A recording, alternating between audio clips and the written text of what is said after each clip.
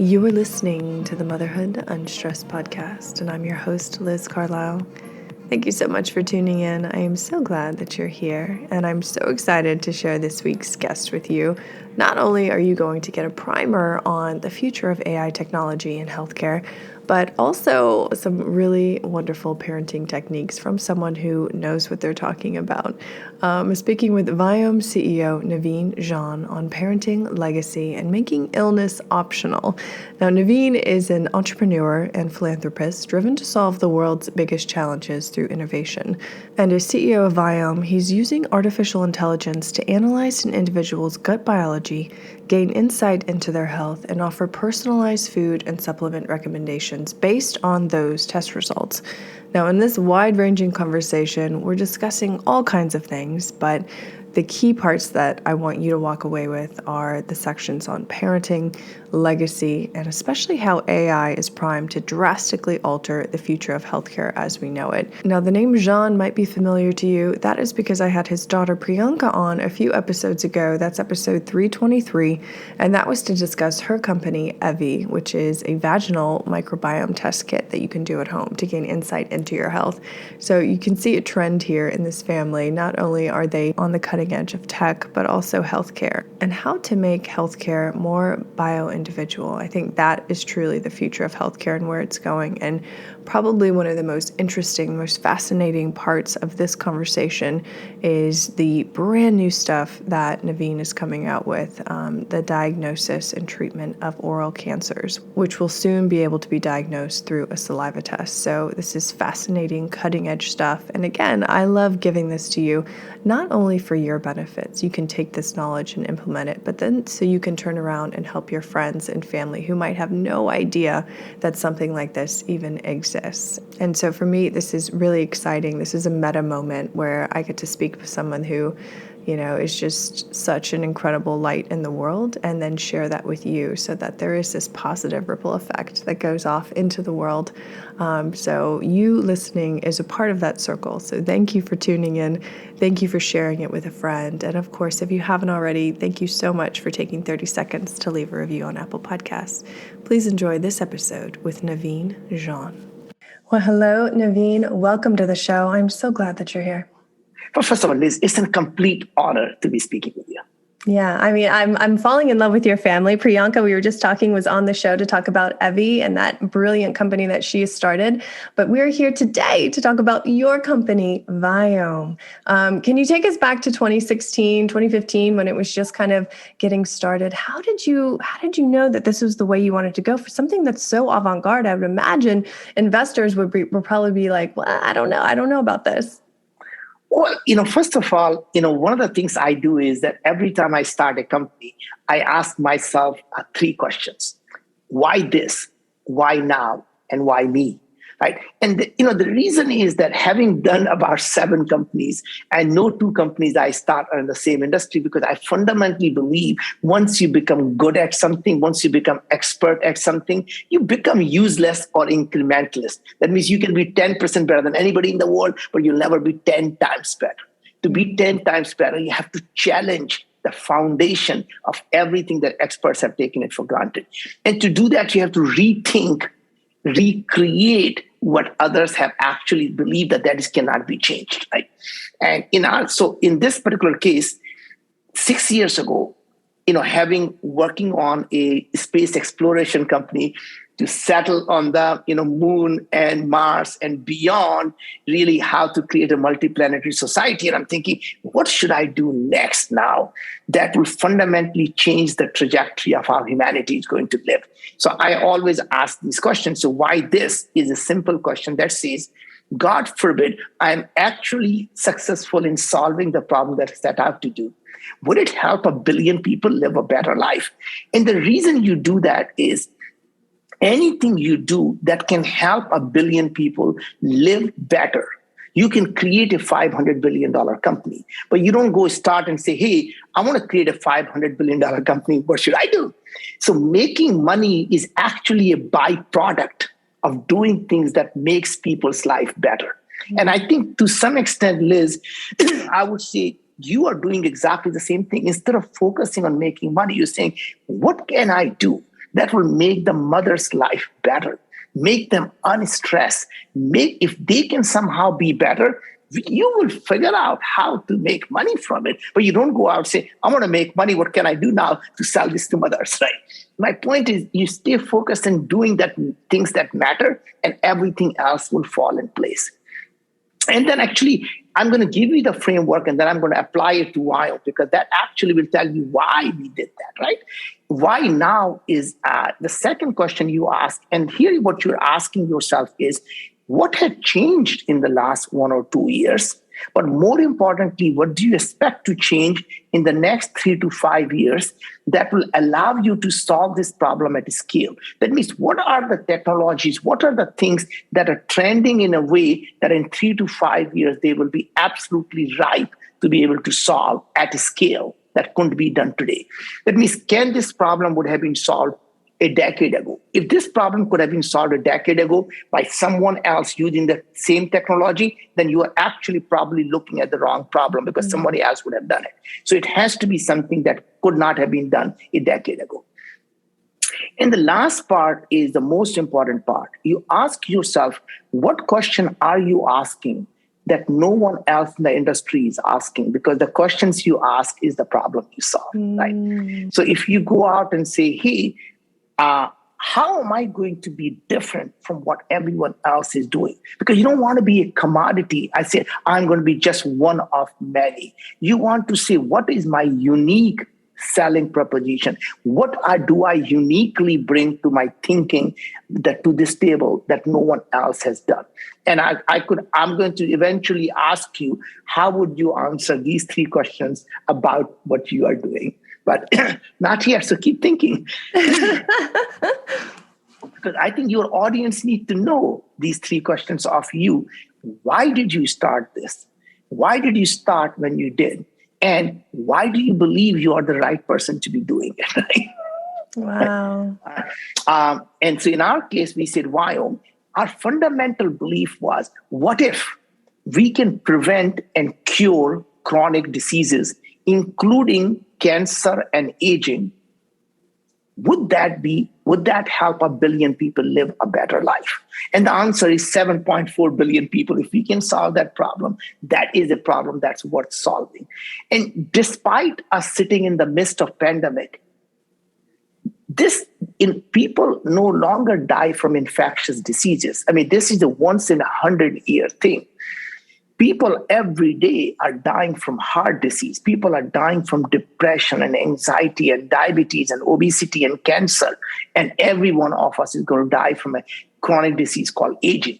That what if we can actually find a way to live healthy for a long time? And, the second part was, why now? And it was clear to me, to solve this problem, we have to be able to do 3 things. You have to be able to create your digital twin. We have to know what is happening inside your body, know every single biochemical activity is happening in your body. And we thought, oh my God, to do that, just to understand that, the cost when we started 6 years ago was $1,000. We took a deep breath and said, wow, that is an unaffordable price point. But we realized in the next 3 to 5 years that cost should come down to $100. Well, it came down substantially below $100 because we realized the cost of sequencing used to be $10,000. It used to be $1 billion, came down to $10,000 to $1,500. And we knew it was going to keep coming down to $100. So we were absolutely right there. The second problem was, even if you could get all the data, how are you going to process this massive amount of data? Because it requires supercomputer. Thank God the cloud computing was coming along, and we said, let's use cloud computing because this is a massive data. And when we did the first time, it actually cost more than $50 per sample. I mean, so, oh my God, how are we going to afford that? And then we realized that $50 just a couple of years ago used to be $200. And we said, wow, what if actually in the next 3 to 5 years it comes down to $10 and we can afford it? Well, it came down much below $10, right? So we were absolutely right. And the last part is really the part that nobody had any argument. Will artificial intelligence going to be powerful enough to be able to solve the problem? We all realized it was going to happen. So that was given. And it did happen. The last part is really where the most important part kicks in. And I'm hoping you're thinking about how you're going to answer this. Is everyone in the industry was asking the same questions. So they were focused on looking at your DNA. And it occurred to me that your DNA never changes as you develop the diseases. So if you were to do my DNA today, and God forbid I gain 400 pounds, my DNA is still the same. Now I get depression, my DNA is the same. I have diabetes and heart disease and Alzheimer and Parkinson, every known disease to man. My DNA still hasn't changed. Now I die. And you can look at my DNA after I die 10 years later, and my DNA is still the same. So DNA can't even tell you you're dead or alive, let alone you're healthy or sick. So when someone tells you, I can tell you what to do based on your DNA, and ask them, would I do the same thing after I gain 400 pounds and I have heart disease and diabetes and all other diseases because my DNA is not going to change, right? And the thing is, if your genes are not changing, what is changing? It's your gene expression. And we thought, what if we can measure gene expression? And that was a real breakthrough. We thought, what if we could do that? There was not a single company in the world that has ever measured gene expression. So, but we never worry about how. We simply say, that is what we need to solve, is to understand gene expression. And then we thought, if we understood that, would that solve the problem? And the answer was no, because we as humans are not quite human. We are a walking, talking ecosystem. Yeah. In that ecosystem, there are 100 trillion microbes that reside in every part of our body, in our mouth, in the saliva, in our gut, and in all, eyes, ears, and every other openings we have in our body, there are microbiomes. Now, these microbiomes are not something that we should be afraid of. They are, in fact, the symbiotic relationship with us. They help us digest our food. So even though even when our mom told us, chew your food, she wasn't worried about you're going to swallow a big food that's going to get stuck.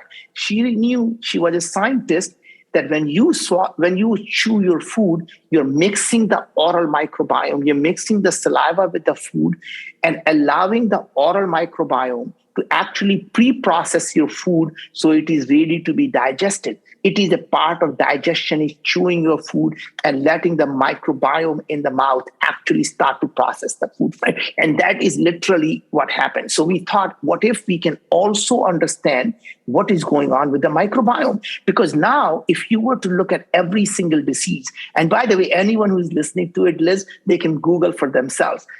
Pick a disease you want: depression and microbiome, addiction and microbiome, autism and microbiome, diabetes, obesity, any disease, including cancer and microbiome. You will see the microbiome plays the most important role in the onset of a cancer, progression of the cancer, and even the therapies for the cancer. Whether the immunotherapy or chemotherapy going to work or not work depends on what's happening with your microbes, right?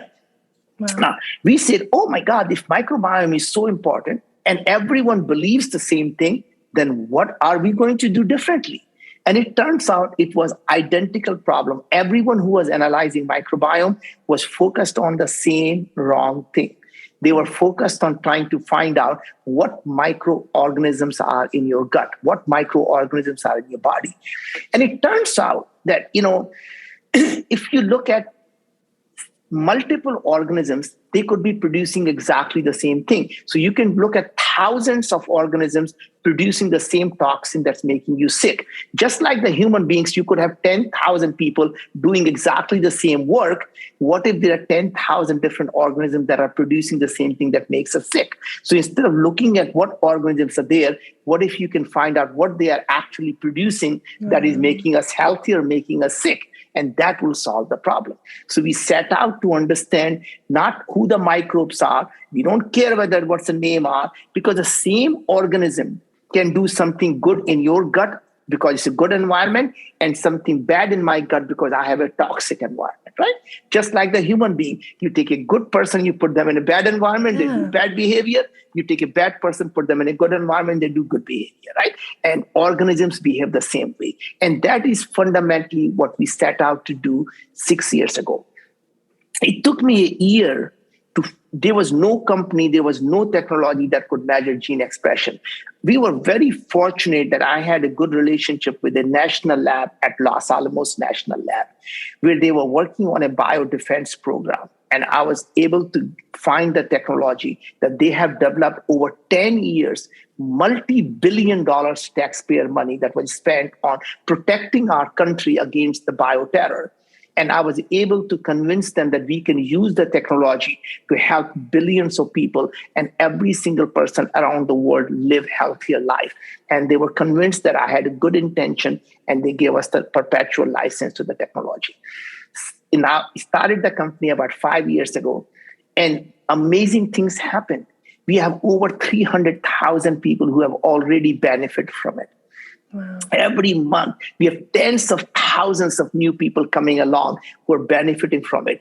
And we published some very amazing set of papers that show that if people follow what is going on in their body. So first of all, before I tell you what happens, let me tell you how the product works. And I don't know if most people who actually have used the product already or not. So this is what happens. You order a kit. And Liz, how do people order a kit? Yes, there's going to be a code in the show notes, but it'll be its own individual code just right in there. Okay, good. It'll take you to Viome.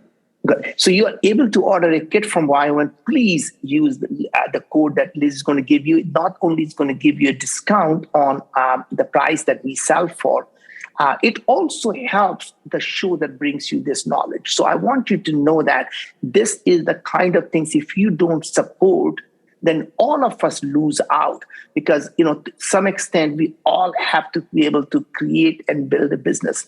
And by doing this, you actually help us doing what we do and help Liz do what Liz does to bring all this great knowledge to you. Once you order the kit, essentially comes to your home, and this is what this kit looks like.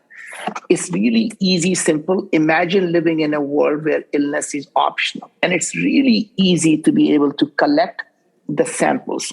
Today, when you order the kit, we ask you to collect 2 biological samples, finger prick blood and a touch of a stool, and you send it to us in a prepaid envelope. And what you get back is literally every health insight into your body. So we'll tell you what is your biological age. We tell you what your immune health is. We tell you what your cellular health is, what your gut health is, what your mitochondrial health is, and then a whole bunch of very detailed things. What is your digestive efficiency? What is your metabolic efficiency? What is your inflammation activity? Is it really coming from because you have histamine reaction, because you have some other types of things, whether it is cellular stress that's causing the inflammation? Is your gut that's causing the inflammation to happen? What does your gut doing? How much of sulfide you're producing? How much of ammonia you're producing? And by the way, all this may be you say, I don't really care. Tell me what to do. And that is literally what we do. We give you the information, then say, here is what you need to do. And we tell you, don't eat broccoli because for you, broccoli is not good right now. And by the way, when you redo the test 6 months from now, maybe the broccoli is good now.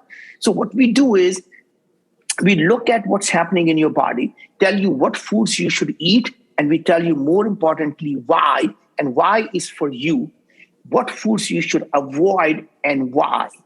And then we tell you what are the nutrients your body is lacking and what nutrients you don't need anymore. Right? So in this case, you will see, for example, if your sulfide production in your gut is too high, what makes the sulfide to go be high? Because sulfide causes a lot of inflammation. And we notice the sulfide can only be produced when you have sulfate being fed. What are the foods that are very high in sulfate? Broccoli, cabbage, Brussels sprout. So we say, hey, lay off those foods for the time being until your sulfide goes down. By the way, we notice that your oxalic acid pathways are not highly active. So you should not be eating the foods that are high in oxalate, such as spinach. So if you thought spinach was healthy because Popeye told you that, just know that Popeye was not the scientist. The science is telling you that spinach is not good for you right now. Now, if we notice there is a lot of ammonia production that is causing inflammation, then we say, hey, that is coming from protein fermentation. That means you're eating a lot of protein, but it's not being digested. And you have two choices: cut down the protein or take a digestive enzyme with the protein, right? We notice that your cellular health, you're producing a lot of oxidative stress in your cell. You need antioxidant. Generally, the strawberry would have been good for that, but strawberry contains two compounds. One is fisetin, that's really good for you. And the second compound actually causes the histamine reaction. And we are noticing your histamine is too high right now. So we're going to tell you to avoid the strawberry, but we're going to take the fisetin and put that in the supplement for you. Right. Now, interestingly, we go through every single one of them and then come back to you and say, Liz, you need 22 milligram of fisetin, you need 17 milligram of elderberry, you need 19 milligram of amylase, and you need berberine, and you need all these 48 nutrition. All of these probiotics are lacking. These are the prebiotics you need. And guess what?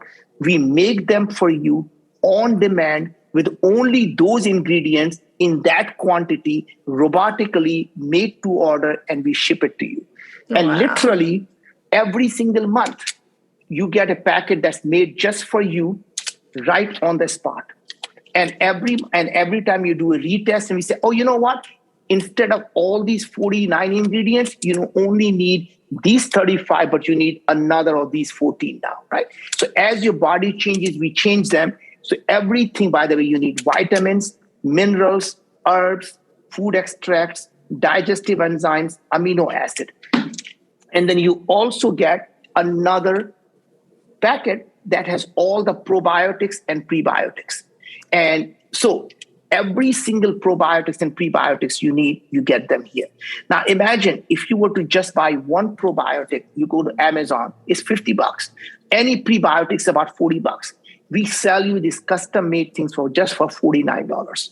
All the supplements, if you look at just one ingredient, it will be at least, if you take, like for me, the 49 ingredients, if I were to just buy 10 of them, it will be several $100s.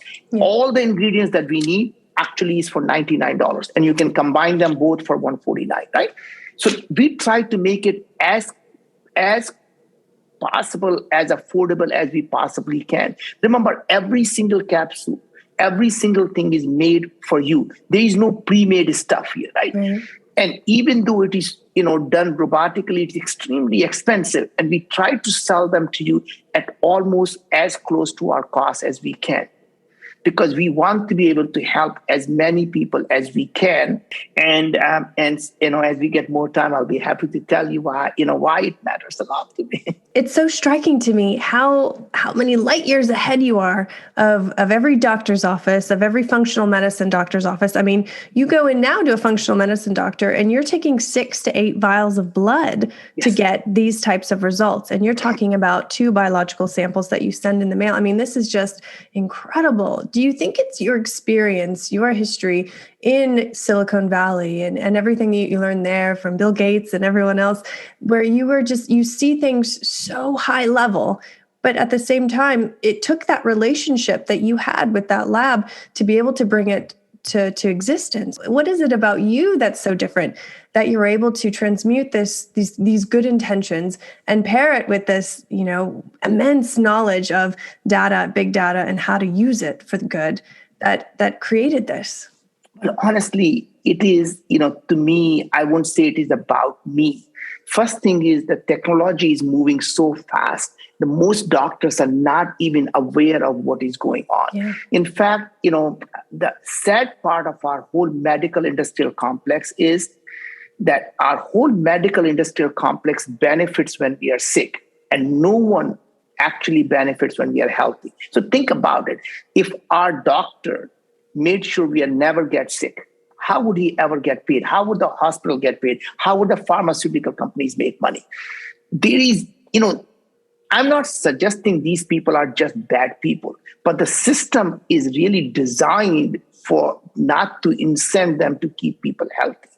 The pharmaceutical companies, when you have a chronic disease, like an autoimmune disease, nobody ever says, hey, let's find out what is causing the autoimmune disease. All they see is, let us give you immune suppression so you don't feel the symptom. Nobody sees, why do you have diabetes? Let's just give you the drug to reduce the glucose. You have a heart disease. Let's not figure out what's going on. Let's give you something to reduce your cholesterol. And guess what? Now you have become a lifetime subscriber. So every chronic disease to a pharmaceutical company, they're looking at you as a lifetime subscriber. Right. And rather than finding a way to say, what can we do to make this person healthy? Because they can't make money when you become healthy, right? So I think it's just such a sad way of, doing business. From my perspective was that, I don't know, Liz, about my journey. I grew up in India. We didn't have a food to eat. We didn't have a place to stay. I came to the United States with $5 in my pocket. I didn't speak the language. God has been so kind to us. There's nothing that we could have possibly asked that we don't have in our life. So I am dedicating my life now to doing things that can help people live better. Because to me, it is my way of paying back to the society that embraced me when I needed them. It is my way of giving back for what I have received. Because at the end of the day, we can't take anything with us, right? Mm. So you may as well pay back your debt right while you're on this planet. Otherwise, you'll have to pay back later someday. Are you a believer in karma? We all are believers in karma, whether we are religious or not. Because to me, the karma is simply a way of living. And we all, every one of us have seen the things when we do good for someone, even without them knowing about it, you will notice sooner or later, someone actually turns around and does it good for you. And you say, my God, I'm so lucky. Yeah. To me, the universe is amazing. So forget about, God, I'm not talking about religion. But at the end of the day, the universe has this sense of energy. And when you are transmitting good energy, guess what? You actually attract a great energy back to you. We all human beings are living in this part of a global energy system. Yeah. And we are all interconnected. So whenever we are trying to do some good, it comes back to us. And let's call that a karma, if that is the right word here.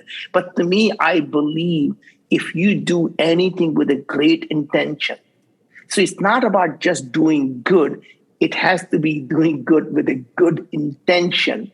Is really what matters. A lot of time people do good because they're hoping that they can scam them later, right? Also, a lot of the scam artists, they'll say, I'm going to do this and I have a whole plan how I'm going to get close to them and they'll be able to get their money, right? Or I want to really impress this person so I can get them to invest. Or I'm doing this because I want something from them.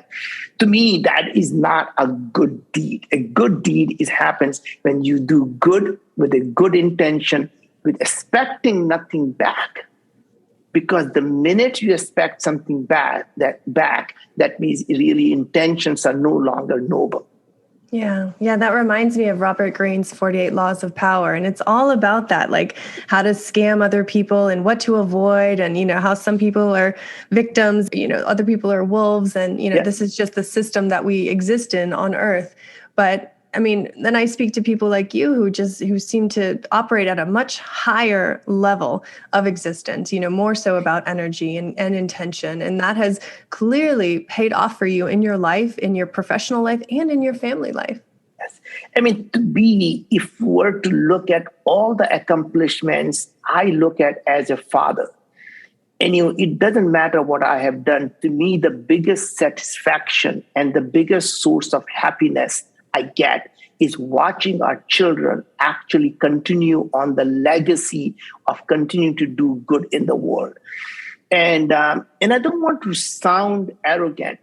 I was hungry. I was, didn't have much. And it is okay to believe I wanted to do things that were going to actually make our family super successful.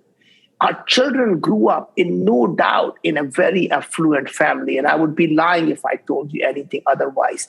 And still giving them their source of joy that they get from doing good in the world was something we really set out to do, so that they don't focus on simply themselves, but focus on doing good. And I think I'm not sure how it fits into Viome, but I'm going to talk about it because to me it's important about parenting, because all the mothers who are listening to it, it matters a lot to them how they raise the children. So one of the things we learned in the early days was that we told our children that our love for you is unconditional, but our approval is not. And what that meant was you never have to ever wonder, do we love you? But I'm not going to tell you I'm proud of you unless you do things that make us proud of you, right? And now all our job was to let them know what makes us proud of them. And we redefined what success meant for us. We say your success will never be measured by how much money you have in the bank. Your success is only going to be measured by how many lives you're able to improve. Right. And by doing that, we actually set the stage for them to be always doing things that will make the mom and dad proud. Right. They no longer worried about how much money we had.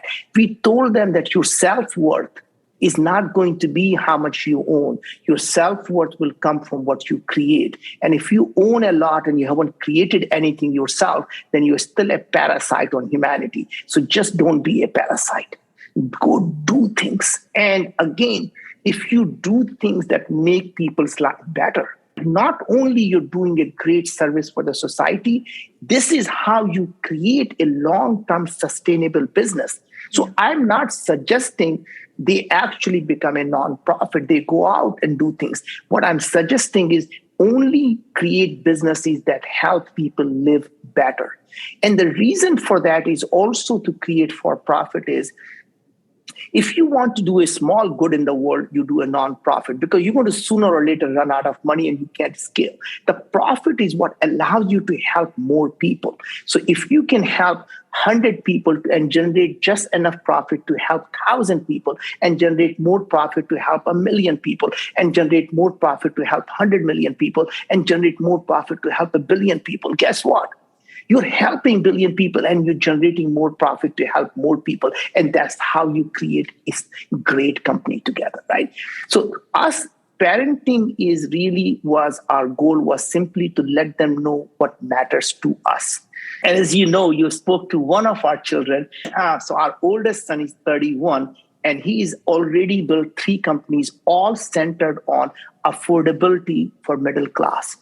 And he realized a lot of his friends who could, find after they graduate, they can get a job, they can pay for the rent, but they don't have the money saved to pay for the first month, last month, security deposit. They have to always borrow money to pay the deposit.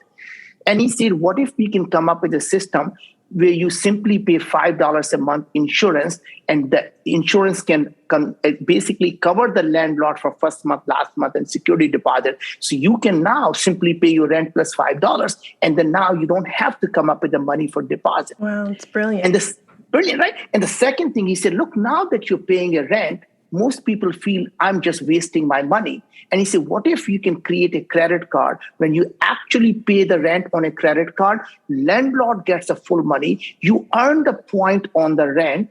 And by the way, guess what? You can use the point to pay the rent, or you can use the point to buy a home.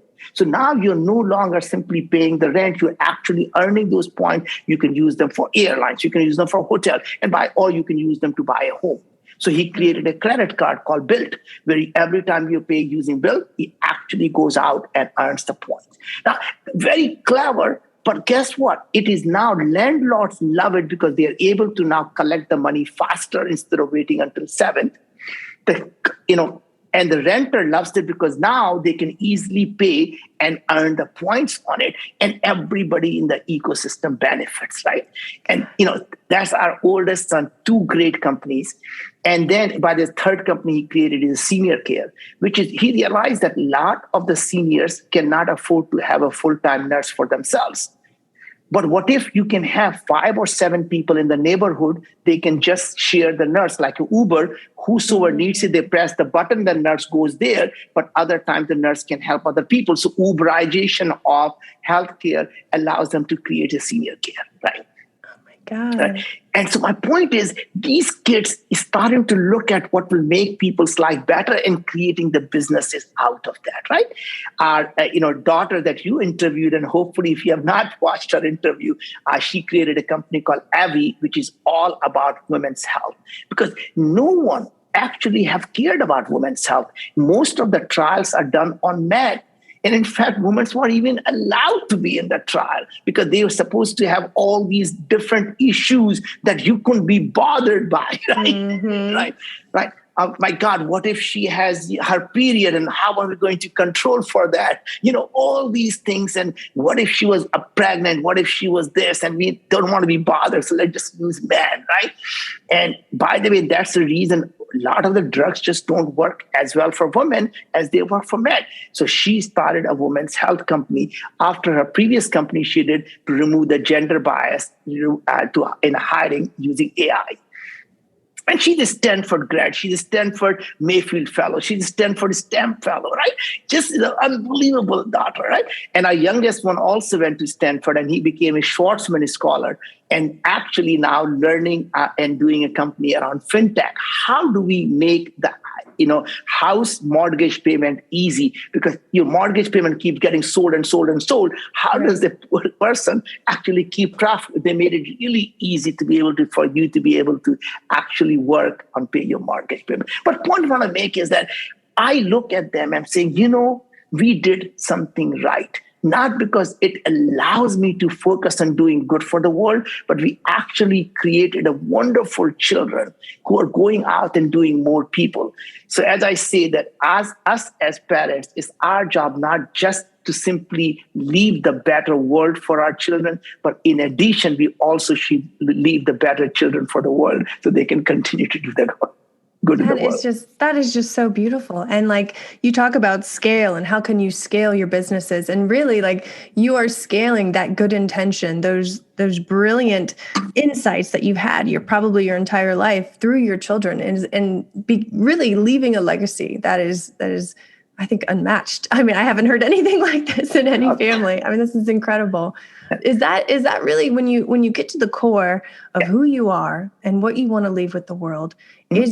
Is it this sense of when I go, I did make the world a better place, and it's not just me; it's through every single person that I interacted with. But honestly, isn't that what all of us want? At the end of the day, when we are on our deathbed, we don't go out and say, how much money I made. You always look back and saying, did we really made the world better for our family, for our community, for our country, for the world, right? Did we do the things that matter? Did we actually love the people who loved us? Did we actually do the things that made people feel better about themselves, right? And it's not, most of the time, it's not even about money. When you see somebody homeless, they don't necessarily need the money. Sure, the money does good. But imagine if you gave them your time and sat down with them for 10 minutes to understand what got them there. And maybe that's all the therapy they need in life, is to be able to understand that they are not a bad people. They're not simply looking for a handout. They've had through some tough times. And maybe if you can give them something, it's just a helping hand to get them out of that. And maybe that person will one day go on to help millions more people because you actually give them a helping hand when they needed it. And to me, part of it is, Liz, is that is what happened to me. I mean, in my life, I had nothing. I was working for $3 an hour, right? And in those days, I couldn't even get a minimum wage because I was being trained. So as a part of training, they don't have to pay you a minimum wage. Wow. But guess what happened? Over time, the people around me, believed in me, people who gave me a chance to do things. And as I learned, I got to be super successful.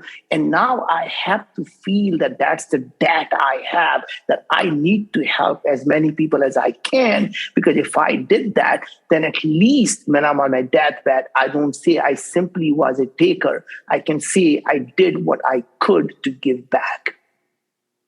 So beautifully said. I mean, we could end it just on that, honestly. For all of the mothers and parents and health aficionados tuning into this particular podcast, what is one thing that you want them to remember from this talk, from Viome, from everything that you have put out into the world? I think, Liz, the main thing is that you have a control of your health. Don't ever feel helpless and hopeless and saying, what do? I have to trust these doctors because they know more. Well, it turns out most of these doctors don't have the knowledge about nutrition. In fact, they're never taught about nutrition when they go to medical college. I think this is a really interesting point. I was with the dean of a medical college, and then she said to me that we started introducing the nutrition in our college.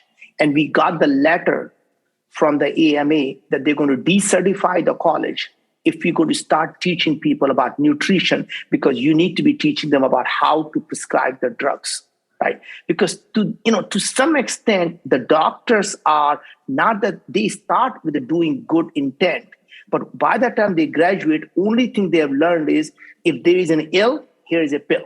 Right? Mm-hmm. Pharmaceutical companies that sponsor all these colleges are fundamentally teaching them only thing you do is listen to the word, and as soon as you hear the word, start writing the pill. Right? They are basically a salesman for a pharma company, and all they are taught is, I don't know about you, Liz. I go to a doctor's office. As soon as I started speaking and I started seeing him writing the prescription, Doc, would you want to at least listen to my whole story? Mm-hmm. By the time I say, you said, Harvard, here's the pill. I'm listening to the word, here's the pill, and I go there, here's the 5 pills. I'm sending this stuff to the prescription. Doc, anything you want to know about what could have possibly caused it? No, you're all set. And they're off to the next one. Yes. Right? And that needs to stop, because every one of these drugs will cause you 3 more diseases. And guess what? They have pills for those 3 diseases. And those cause 9 more diseases. They have pills for all of them. And when you get to my age, you're popping more pills than blueberries. And there is a problem with that. And that's literally everyone who's listening to it. What I can tell you is what I did. I took my own health in my hands, and I thought, what if we could understand what is going on in my body, use the knowledge that we now have, use the artificial intelligence, and eat the right foods, eat the right supplements. So Liz, I'm 62 now, and in the last 2 years, my biological age has come down to 53. Right? Wow. And my hope really is when I'm 70, my biological age will be down to 40. So my wife will think that she married a young man, right? And that's really the only way I can.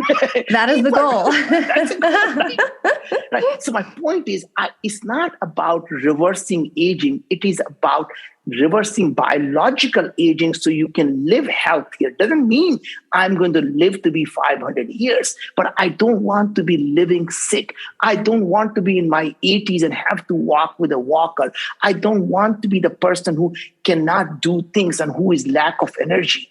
And what really exciting is having been on this journey myself for 5 years, I have more energy now than before I started the company.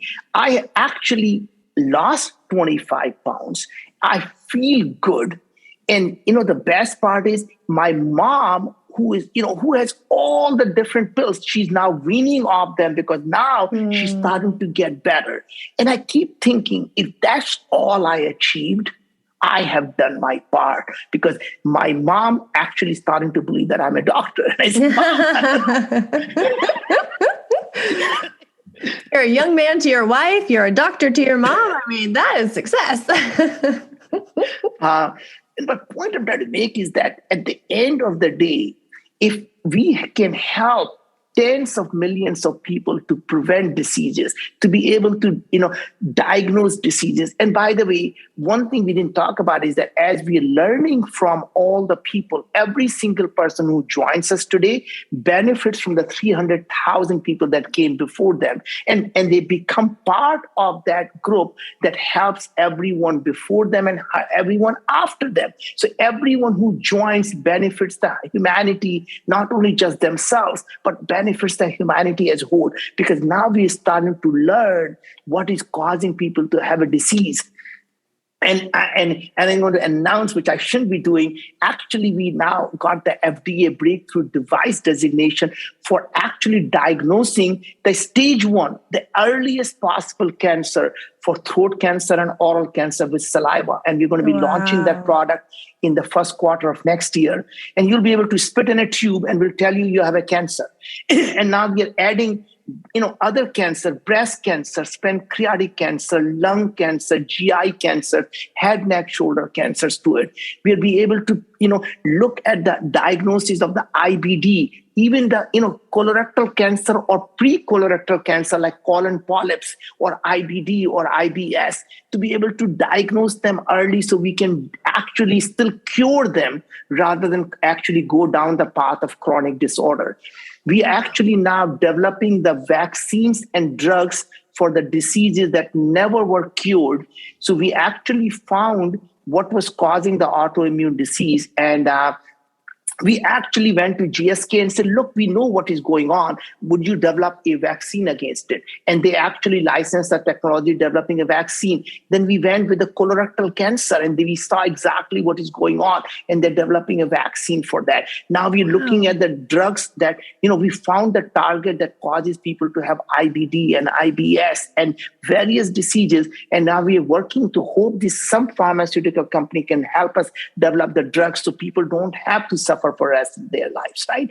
So, our goal is to help people live better today and prevent the diseases from happening.